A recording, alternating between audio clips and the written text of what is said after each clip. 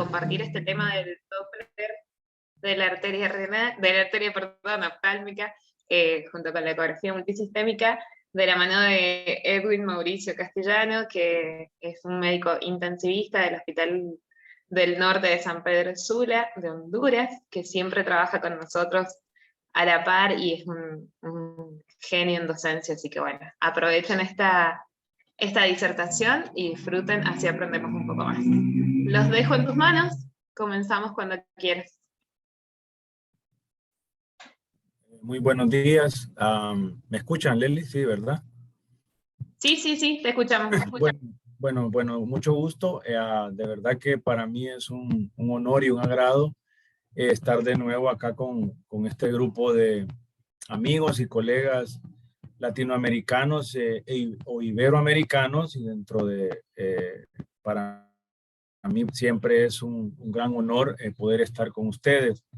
Bueno, nosotros les mandamos un saludo y agradecemos esta gran iniciativa del grupo.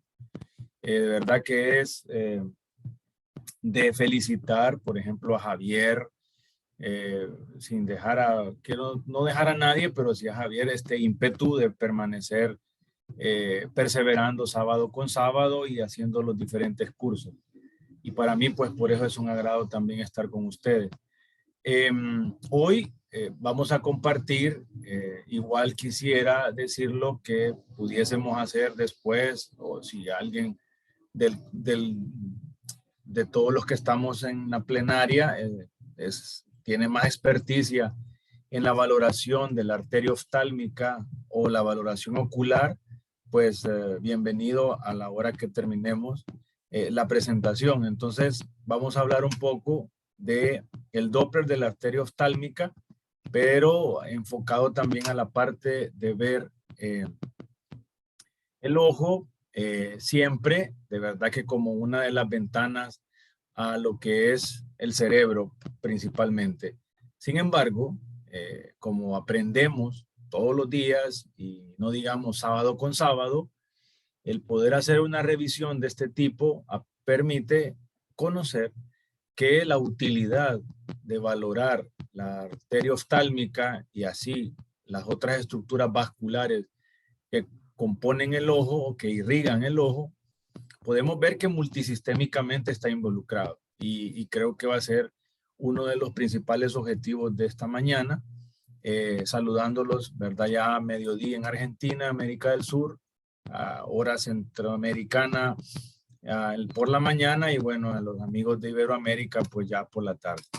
Entonces esto de valorar la arteria oftálmica o la arteria central de la retina o las arterias ciliares que involucran al ojo, data de 1958, cuando se hicieron las primeras estudios y revisiones y empezaron a valorar la irrigación que tiene el cerebro. Y la principal motivo por el cual luego en 1979 y ya en 1990, que fue cuando prácticamente se hicieron las primeras publicaciones en sí, data de valorar la hemodinamia y la perfusión general, hablando de la vasculatura general, pero también de la vasculatura cerebral, donde es el principal componente que en la valoración hemodinámica de la arteria oftálmica.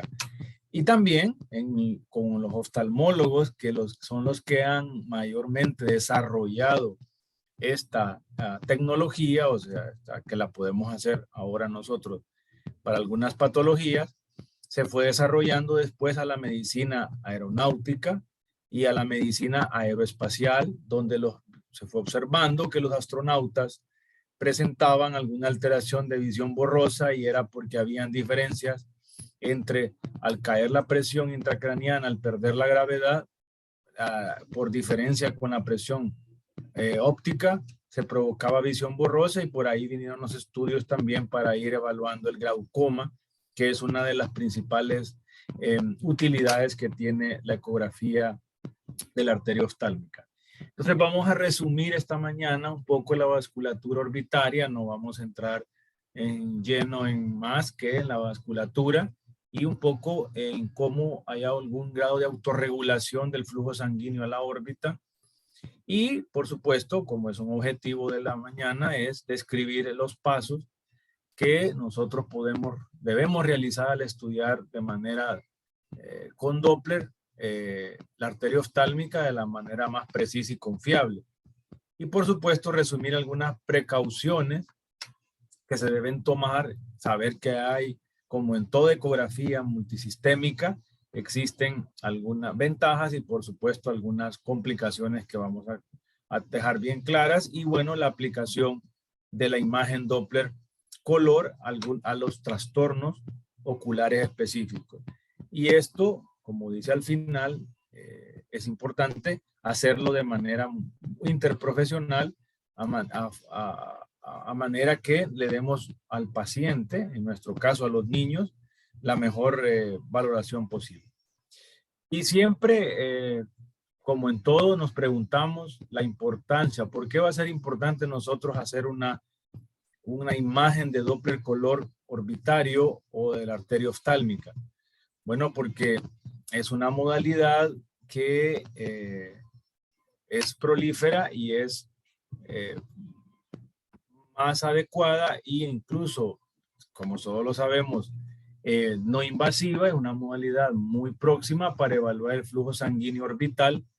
Y también porque si nosotros logramos realizar una ecografía de lo mejor posible, podemos hacer diagnóstico, podemos tener un seguimiento seriado de muchas enfermedades oftalmológicas, en nuestro caso, de muchos problemas de tipo sistémico, pero también puede ser de valoración pronóstica, por ejemplo, en los casos de glaucoma.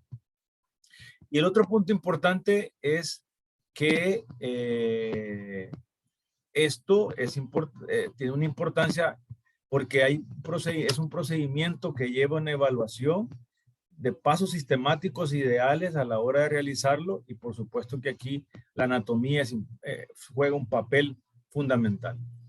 Entonces, en esta técnica de Doppler continuo color, es una técnica pues que nos hace valorar el ojo de una manera bidimensional, por lo tanto vamos a necesitar un ecógrafo con la dimensión B en 2D, con una visualización de manera no invasiva que nos hace valorar tanto la vasculatura normal como la patológica.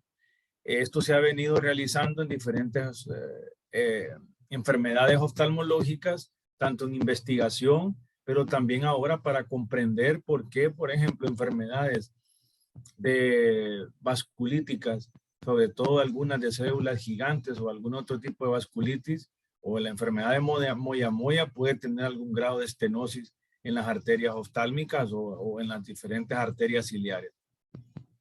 Estas arterias y venas que envuelven la órbita tienen un alto grado de variación interindividual, o sea, el 90% de la irrigación del ojo va a tener una variación normal, pero sin embargo puede existir un 10% que puede haber algún tipo de arteria oftálmica, sobre todo hablando de la oftálmica, que sea de tipo aberrante. Y en este sentido, el flujo orbital entonces está autorregulado por diferentes sistemas, sobre todo el sistema nervioso autónomo, y algunos mediadores bioquímicos pueden estar involucrados en lo que es la autorregulación de la actividad del flujo sanguíneo orbitario. Pero también tiene mucho que ver el sistema general de perfusión del cuerpo y la edad, porque sí lo vamos a ver en una publicación en la cual, a medida que aumentamos nosotros la edad, va existiendo mayor índice de resistencia de lo que son las arterias, sobre todo las arterias oculares, principalmente la arteria oftálmica. Entonces, esta parte es fundamental saberla, porque todos aquellos trastornos hipertensivos como la hipertensión arterial, la preeclampsia, donde existe infinidad de artículos y de estudios donde como valor predictivo para detección temprana, como factor de riesgo para preeclampsia severa, incluso en el primer trimestre del embarazo, es fundamental ahora hacer Doppler de la arteria oftálmica, como hacen arteria uterina en el feto cuando está la mujer embarazada. Entonces, sabemos que la órbita está irrigada en diríamos que en el 90% de los casos, de manera, como les mencionaba, de una forma anatómica normal, por la arteria carótida interna. Entonces, la circulación del ojo nace de la arteria carótida interna. De ahí sale la arteria y nace la arteria oftálmica, que hace esta especie de curvatura. Y aquí, a nivel de esta curvatura, que esto es importante a la hora de que nosotros ya hagamos la visualización del nervio óptico, el globo ocular, el nervio óptico, entonces la arteria oftálmica nace de la arteria carótida interna y hace una especie de vuelta en S que parte, digamos, de manera lateral el nervio óptico. De esta misma arteria oftálmica, entonces van a ser la arteria central de la retina, que la vamos a ver más adelante de forma central del nervio óptico, y luego de esta misma arteria oftálmica van a salir las arterias esmoidales, las arterias tanto posterior y anterior, pero también las ciliares laterales y nasales, serían las temporales y nasales, que son las que irrigan por la pared lateral a lo que es el ojo. Solo un porcentaje menor nace de la arteria carótida externa. Pero esta arteria principal de la órbita, que es la arteria oftálmica, es la primera rama intracraneal de lo que es la arteria carótida interna. Y después pasa el seno cavernoso y entra a la parte específicamente intraorbitaria.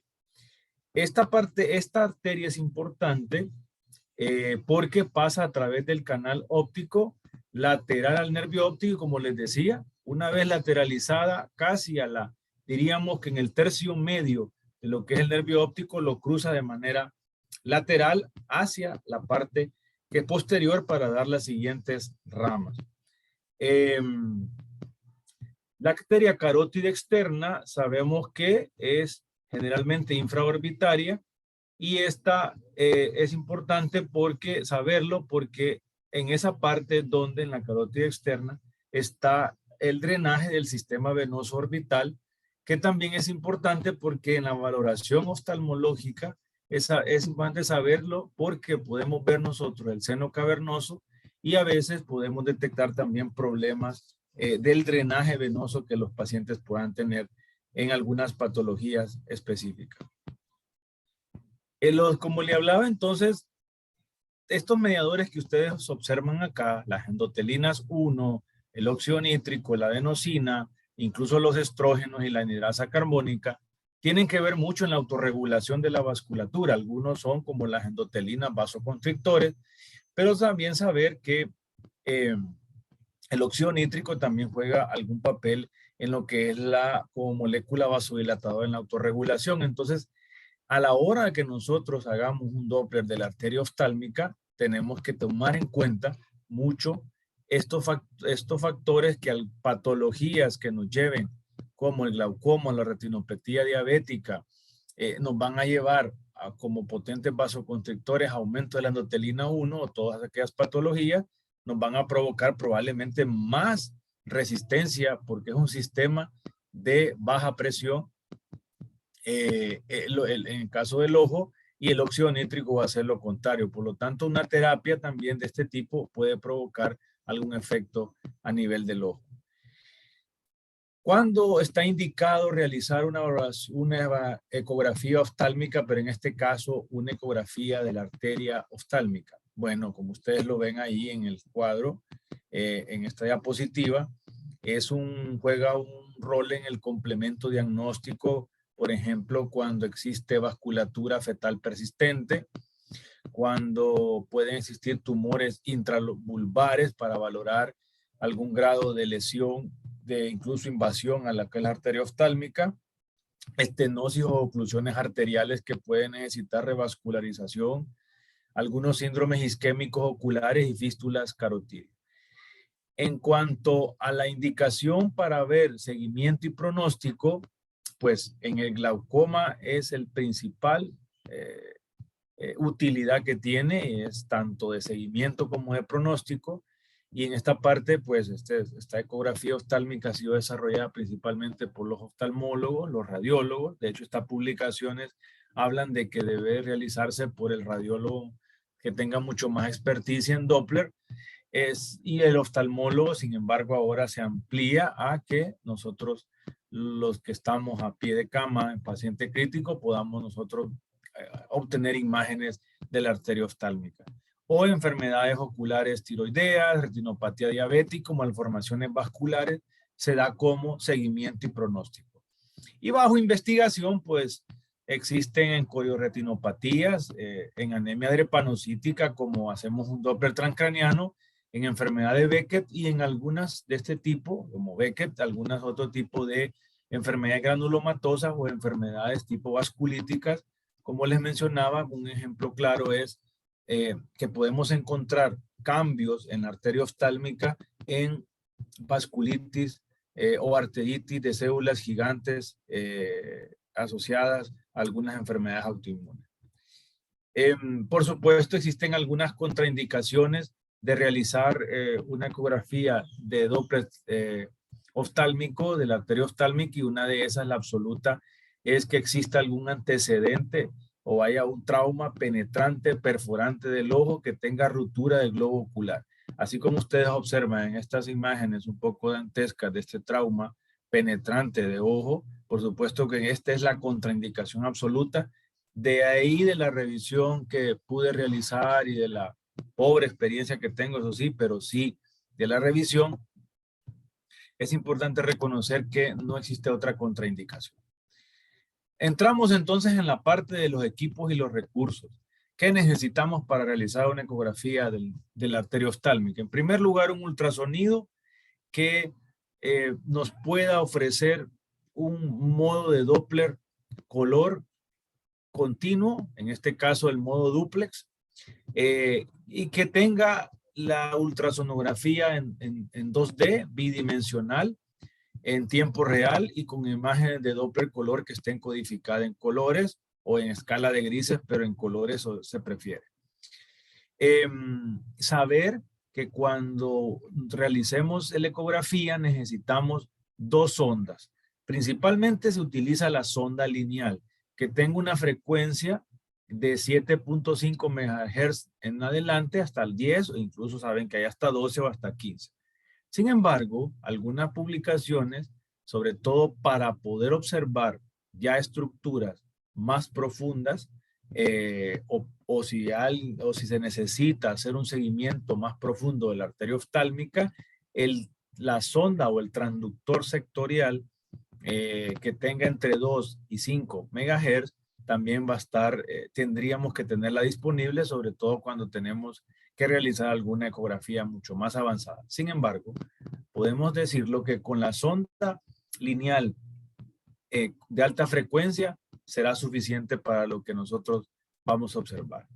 Estas imágenes de los vasos orbitales generalmente van a estar de 1.5 a 2 centímetros de distancia después de lo que es la retina, o sea, la parte donde vemos generalmente después del globo ocular, donde vemos el humor vítreo de la cámara posterior, donde vemos la retina con un área hiperecoica, donde sacamos la vaina del nervio óptico, generalmente de 1.5 a 2 milímetros después. Sin embargo, si tomamos en cuenta desde la toma del párpado en la parte superior de la pantalla, generalmente va a ir a una distancia entre los 4 y los 6 centímetros, que equivale de los 40 a los 60 milímetros. Entonces, esas dos situaciones es importante dejarlas bien claras. Pues, de verdad que al revisar la literatura, lo recomendable es un radiólogo experto, un oftalmólogo bien capacitado, que realice este tipo de valoración. Sin embargo, en la mayoría de revisiones y de libros de ecografía sistémica, sobre todo al hablar de Doppler transcranial o de la valoración de la vasculatura cerebral, pues está ya recomendado por las diferentes sociedades médicas de cuidado crítico pediátrico. ¿Y qué vamos a hacer a la hora de prepararlo? Bueno, es importante la sonda lineal, abundante gel, una película bien importante de gel, como hacemos la vaina nervio óptico, pero sobre todo si el paciente, sea que esté despierto o esté el paciente sedado, es importante porque sí se puede tardar el estudio, puede ir de 5 minutos hasta 20 minutos porque muchas veces hay que hacer alguna basculación de lo que es el transductor, que eso lo vamos a ver a continuación. Se necesita mejor poner algún tegadero o alguna película de algún plástico transparente, en este caso el tegadero que utilizamos para cubrir y que no exista algún grado de conjuntivitis química o diríamos infecciosa, o que la temperatura del transductor provoque algún daño a lo que es el nivel del cristalino. Eso es importante. ¿Cómo es la técnica? ¿Cómo es lo que nosotros vamos a hacer? Bueno, el paciente, que en el caso nuestro, que los niños están casi siempre sedados o bajo analgesia, o que están en estado sumamente crítico o alguna alteración neurológica, pues nos permite tener al paciente en paciente de cúbito supino con la cabeza incorporada a 30-45 grados central, y que el paciente, si en el caso en el que esté cooperando o pueda cooperar, mire hacia el frente con los párpados cerrados. Es importante. Igualmente existen algunas indicaciones en las cuales le podemos pedir en este caso al paciente que mueva el ojo hacia un extremo hacia el otro, nasal o temporal, o hacia arriba o hacia abajo, para poder hacer una mejor insoniación de lo que es la arteria oftálmica. En segundo lugar, la sonda de ultrasonografía se va a colocar horizontalmente sobre el párpado, como hacemos en la medición de la vaina del nervio óptico, para obtener una vista axial, como lo observamos acá, de lo que es el nervio óptico, el ojo con su cámara posterior, la retina, el nervio óptico, y vamos a visualizar las arterias que vamos a continuación a mencionar. En este sentido y en esta parte es importante mencionar que el transductor no solo lo podemos colocar de manera transversal o axial, sino que también podemos, como hacemos en la vaina nervio óptico, colocarlo de manera longitudinal o hacia cefálico. Las dos formas están completamente validadas. Y no es de más recomendar hacer una presión lo mínimo posible sobre el globo ocular para evitar lesiones o compresiones de los vasos. ¿Por qué? Porque incluso estudios que han realizado de la arteria oftálmica lo han hecho comprimiendo de manera mecánica lo que es la arteria oftálmica para valorar esto. Entonces, ¿qué vamos a ver? Bueno, el índice Doppler, y sobre todo en ojo y arteria oftálmica, podemos hacer índice de velocidad sistólica, velocidad diastólica. También podemos observar que la P1 en este ejemplo de este Doppler es la velocidad sistólica y luego la velocidad diastólica, que generalmente van a ver este tipo. Guarden bien en su mente, y los que ya lo han realizado, esta es la imagen de una onda de pulso de la arteria oftálmica. Pero es importante que antes de la onda dicrota ver esta P2, que el índice de resistencia en este caso va a tomar valor de la diferencia que va a existir entre el P1 y el P2 para tomarlo en cuenta, porque este es uno de los puntos mucho más importantes. Sin embargo, el índice de pulsatilidad también tiene un grado de importancia en lo que es la valoración de lo que es la arteria oftálmica, pero el índice de resistividad para determinar hemodinamia del ojo, pero también cerebral, es un valor muy tomado en cuenta, así como la relación que existe o la diferencia entre P2 y P1 de manera contraria, dividiendo P2 entre P1, si esa diferencia se eleva por arriba del valor de 0.25 o 0.3 que vamos a ver, también es un valor que le llaman el radio de pico o de radio de presión, que también eso tiene que ver mucho en lo que es algún grado de resistencia de la vasculatura oftálmica. Evaluamos acá y vemos cómo cuando nosotros hacemos la ventana, el nervio óptico En medio vamos a ver generalmente la arteria central de la retina. ¿Y qué es importante cuando hacemos la técnica? Que la arteria oftálmica va a estar siempre hacia la parte nasal de lo que es. Entonces, en este caso, si este es el ojo izquierdo, nosotros tenemos que ver si la sonda está colocada hacia la derecha del paciente en el eje transversal. Es importante saber que la arteria oftálmica va a cruzar lo que es el nervio óptico de manera lateral, pero va a venir de nasal a temporal. Entonces, esta es una de lo que es importante tomar en cuenta porque lo podemos confundir cuando está a nivel temporal con lo que es las arterias ciliares posteriores o laterales. Han hecho incluso algunas valoraciones para saber a qué profundidad. Como lo mencionaba anteriormente, normalmente va a estar lo que es la arteria oftálmica de 1.5 a 2 centímetros, o sea, de 15 a 20 milímetros después de la retina. Sin embargo, para saber cuánto está de lo que es la profundidad de lo que es la arteria oftálmica, de la profundidad, han hecho estudios para saber cuánto está de la parte superior del párpado. Entonces va de 40 a 60 milímetros o de 4 a 6 centímetros. Cuando nosotros necesitamos incluso como el ojo en la ventana al cerebro y ver la arteria carótida interna, probablemente con el transductor sectorial la podamos observar a 80 milímetros o 8 centímetros de lo que es la parte del párpado y con el transductor sectorial podemos observar la arteria oftálmica entre los 45 y 50 milímetros. Y en el estudio de Kasab y colaboradores, pues han reportado esa variación hasta los 60. Vean cómo han estudiado el ojo para saber la profundidad en diferentes ángulos.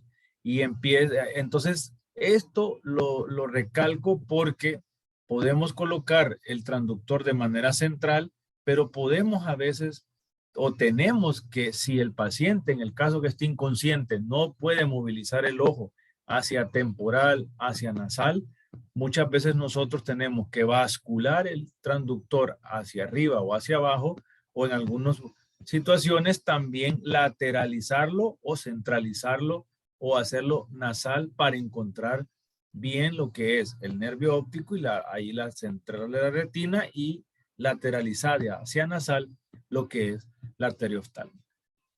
¿Y cómo obtenemos la imagen? Bueno, ya lo mencionaba, en este caso, este es un ojo derecho y hacia nasal vemos cómo después de lo que es la parte de la cámara posterior, la retina, aunque no sacaron bien acá el nervio óptico, la arteria oftálmica que va a ser la lateralización y va a cruzar, viene de abajo, perdón, y cruza y sube hacia la parte nasal de lo que es la ventana de este ojo derecho. Y este es una forma de ver la arteria oftálmica. En este caso vemos que el P2, que es este, que está muy arriba, y está casi igual a lo que es el P1, por lo tanto, aquí hay algún grado de complicación.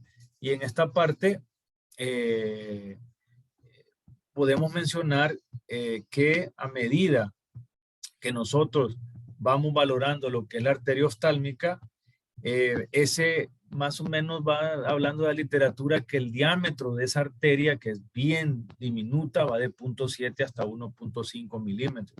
Por lo tanto, muchas veces el ángulo que tendríamos que utilizar a la hora de colocar el transductor debería de ser de menos de 60 grados, no hacer de una manera perpendicular, sino que empezar a bascular, como les decía, para hacer un ángulo de 60 grados. Eso permite ver mejor el flujo de resistencia y este flujo de la arteria oftálmica sabemos que es un flujo de moderado a alto y muchas veces tiene un pico sistólico rápido y la importancia del P1 que rápidamente sube y eso es importante porque muchas veces tendría o no o siempre en sus sujetos saludables bajar rápidamente al P2 bruscamente, que es la forma, diríamos, natural de lo que es el flujo de la arteria oftálmica, que en este caso, al no bajar, hay algún grado de patología en este paciente porque no hace ese descenso brusco, perdón, a P2. Y las imágenes en este otro segunda cuadro acá que ustedes observan es la imagen de la arteria central de la retina, que es diferente lo que es la forma de y sabemos que va en la parte central de lo que es el nervio óptico, porque hay que tratar de diferenciar en ambos casos. Debemos de tomar en cuenta que la velocidad de flujo varía según la profundidad de la imagen de Doppler. Entonces, normalmente podemos tomar en cuenta que si utilizamos el transductor lineal versus el tectorial, porque va a cambiar la velocidad de flujo en base a esa imagen y entre más profundo esté. Entonces nos puede dar ondas falsas. Y bueno, cuando nosotros iniciamos a realizar ecografía de la arteria oftálmica, a la hora de que nos interpretar esas imágenes, pues es importante promediar los resultados de por lo menos 3 Doppler o 3 ondas de Doppler y de esas velocidades de flujo de manera repetida, así como empezamos cuando hacer nervio óptico 3 y 3 y promediamos. Y por supuesto que hay variaciones amplias o diferencias en los valores de los índices entre poblaciones. Y vamos a ver que en Latinoamérica se han realizado diferentes estudios en toda la mayoría de países, principalmente en México, en Cuba, en donde se han hecho diferentes valoraciones y vemos cómo en la población, por ejemplo, mexicana, estas algunas publicaciones en las revistas de oftalmología, podemos encontrar variabilidad en lo que es las diferentes poblaciones, pero podemos observar que en el caso de la arteria oftálmica, las velocidades sistólicas y las diastólicas, en promedio, las mínimas más de 21 y las máximas de 50. Esto es en sujetos saludables con una media de edad de los 30 años. En niños no encontré ningún estudio en niños, pero sí en adultos, y las velocidades diastólicas, vean las que van muy bajas de 4 a 3. Son sistemas de baja velocidad, pero de alta resistencia. Y pueden así ver cómo cada uno de las arterias tienen su nivel de velocidades sistólicas y diastólicas, en las cuales, pues por supuesto, la arteria oftálmica, cuando se hacen pruebas de estadísticas, sí tienen una representación importante en su variabilidad. Acá vemos el ejemplo como en estos población mexicana, primero vemos acá, claro que sacaban la arteria central de la arteria oftálmica. Veamos lo que este es un ojo derecho. En la parte nasal está la arteria oftálmica que va subiendo y hace, corta el nervio óptico en dos mitades, una superior y una inferior, lateralizándolo, el pico de P1 rápido y baja bruscamente al P2. Esta es una onda normal. Y acá la diferencia con la arteria central de la retina. ¿Por qué? Bueno, porque acá nosotros tenemos el nervio óptico y podemos ver valga la palabra, el chorrito de sangre que se va alejando y va haciendo hacia azul, que así lo vemos comúnmente en la arteria central de la retina, y esta es la forma de onda. Vemos la diferencia entre la oftálmica y la central de la retina. Y posteriormente, si nosotros hacemos, ahí mantenemos el transductor lateral hacia el temporal, podemos ver las arterias ciliares, tanto la lateral como la posterior que nosotros vemos acá, y por lo tanto podemos sacar los diferentes índices, o sea que no solo podemos valorar lo que es la arteria, en este caso la oftálmica, sino que las otras. Pues los amigos de Cuba también han realizado diferentes estudios y vemos cómo ellos, en un rango de edades también en promedio de 30 a 35 años, han encontrado velocidades sistólicas y diastólicas parecidas a la población mexicana, pero existe variabilidad entre poblaciones, incluso por edades.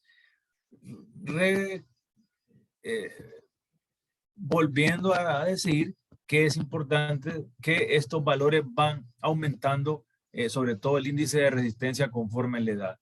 Y es importante tomar en cuenta esto porque los índices de resistencia van desde 0.68 hasta 0.74 en población normal. O sea que arriba de esos valores habría algún grado de patología de aumento de la resistencia de la vasculatura oftálmica. Y el índice de pulsatilidad, que puede ir desde 1.2 hasta 1.5. En niños, un índice de pulsatilidad de la arteria oftálmica en las publicaciones de Doppler transcranial habla de lesión de hipertensión endocraniana como coadyuvante al Doppler transcranial en ventanas transtemporal, submandibular o occipital. Y en adultos 1.5. Así también vemos otros valores normales de las diferentes estudios y vemos cómo de .57, pero generalmente .68 otro autor, o sea que arriba de .6, arriba hasta .74 ya hay alguna alteración. Y esto, pues, como a lo modelo numérico, han mostrado que la variabilidad, incluso en este estudio de compararlo, hipertensión endocraniana no invasiva midiendo la arteria oftálmica, la variabilidad entre la PIC invasiva y midiendo la velocidad sistólica y el índice de pulsatilidad de la arteria oftálmica tiene una variabilidad menor de 1 milímetro de mercurio al realizar los diferentes, este estudio que realizaron en un país asiático, donde colocaban el transductor, lo valoraban y demás. Con la PIC hicieron un modelo estadístico en el cual encontraron que era compatible. ¿Qué hicieron ellos? Bueno, miraban la onda de curva de pulso de lo que es la arteria oftálmica, miraban el pico y el P2 y hicieron comparaciones entre, esto era más 10 pacientes, no es poco, pero sin embargo hicieron la curva cada dos horas, cada 5 minutos hacían la valoración y vieron que tenía una correlación y la diferencia era mínima de 1 milímetro de mercurio. Es importante que a medida que aumenta la edad, el radio pico, que es la diferencia entre el P2 y el P1, pues va aumentando. Esto es importante tomarlo en cuenta para valorar la circulación orbital, porque este aumento del relación pico o radio pico indica la hiperperfusión orbitaria o cerebral. O sea, que cuando tenemos nosotros un grado de hiperperfusión cerebral, esto se invierte porque empieza generalmente a caer el P1 y el P2 se mantiene o aumenta P2. Y tiene el valor normal que ha ido desde .68, sobre todo en poblaciones jóvenes o menores de 18 años, pero sí existen adultos que una media fue de .58, o sea que el rango ha ido entre .55 a .61. Pero arriba de .68 ahí es un índice de que nos puede decir que ya existe hiperperfusión cerebral. No me voy a detener en esta parte, pero si ustedes pueden ver, hay maneras de valorar formas de vasculatura fetal persistente, tumores intratubulares, oclusiones arteriales, incluso síndrome isquémico ocular, neuropatía óptica, fístulas, carotidas cavernosas y glaucoma, donde valores arriba de resistencia de .75 significa que existe daño glaucomatoso continuo del nervio óptico y esto es muy mal para lo que es la visión del paciente. La ecografía Doppler de la arteria oftálmica ofrece entonces mejora de los resultados de nuestro equipo de atención médica. Por supuesto que es una modalidad rápida, no invasiva, es fácilmente disponible y en manos de personal capacitado, que realmente es el objetivo del grupo de OSPED, valorar esos cambios en la vasculatura orbitaria, corrobora algunos diagnósticos, da seguimiento y pronóstico y manejo temprano de nuestros pacientes. No debemos dejar claro que hay complicaciones, son pocas, pero generalmente puede quedar algún grado de dolor debido a la presión excesiva sobre el globo ocular o por tardarnos hasta 20 minutos en la valoración, sobre todo cuando se hace una valoración mucho más avanzada y en casos de que ha habido ya una lesión previa, pues una lesión traumática posterior puede ser mucho más dañina en ese caso, pero bueno, está la contraindicación absoluta de no realizarlo ante un trauma severo de ojo. Y por supuesto que en personal capacitado las complicaciones han sido mínimas. Para terminar, pues las conclusiones a las que llegamos con nosotros en el grupo de, principalmente mías, pero con el grupo de OSPED y todos nosotros ahora que somos una nación iberoamericana de ultrasonografía multisistémica, pues se trata de un procedimiento no invasivo, nos permite valorar los cambios hemodinámicos, no solo del globo ocular, pero sino de la vasculatura general, sobre todo cerebral, que es la que más importancia en nuestro caso ha tenido. Permite valorar el sistema vascular retrovulvar, no solo de la arteria oftálmica, sino de otras estructuras del sistema e incluso venoso. Garantiza registrar velocidades de flujo de cada vaso, o sea, porque cuando vamos entrando en este mundo, vamos viendo que podemos ir realizando diferentes velocidades de flujo de cada arteria que hemos mencionado y por supuesto podemos darle seguimiento a alteraciones vasculares en pacientes como ya los hemos mencionado sobre todo. Existe múltiples bibliografías, sobre todo, como les mencionaba, al encontrar bibliografía de tipo en preeclampsia, existe cualquier cantidad de indicaciones a lo mismo que en glaucoma.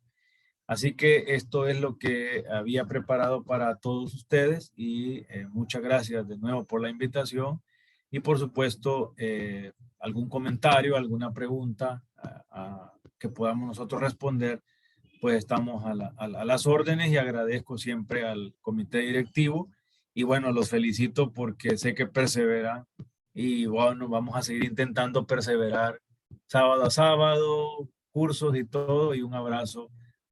Y una feliz fin de semana a todo Iberoamérica, diría, porque sé que hay colegas de España que siempre nos ayudan también en las clases.